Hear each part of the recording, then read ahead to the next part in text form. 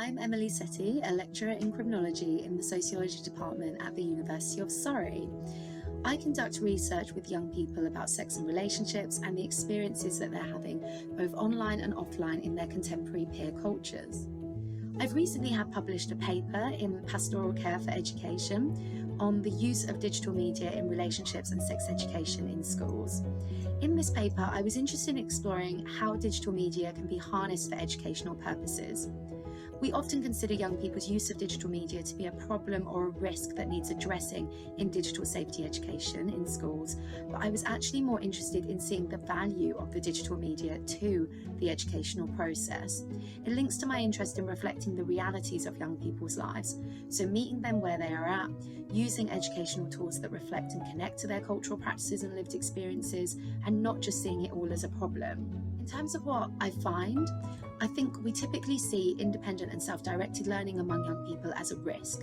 We worry about the misinformation out there, and we think that young people will struggle to identify what is and is not trustworthy and reliable. And yes, that can definitely be an issue, but after reading the paper, I'd like people to think more broadly about learning about sex and relationships online, particularly this idea of influencer culture. I think first we could bring this content into the classroom and use it as a pedagogical tool. If young people are already accessing it and valuing it, then it could potentially be an engaging and meaningful way to convey material and generate the kind of active and participatory learning that we know is so important in relationships and sex education. The educator can then also help young people to explore and assess the different types of educational material and resources that they might find online.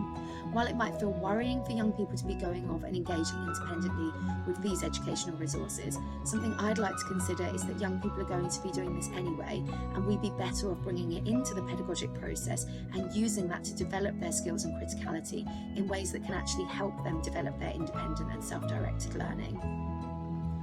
Educators know that young people vary massively in what they want to know about, their readiness for and experiences of sex and relationships, and it can all feel deeply personal and private to young people at times.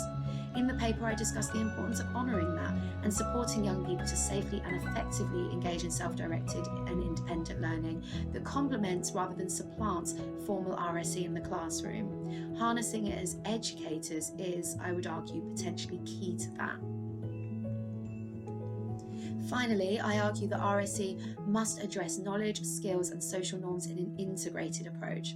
Digital technology will not be a panacea just because young people are familiar with it and potentially enthusiastic about it. Pedagogy must still be well designed and delivered.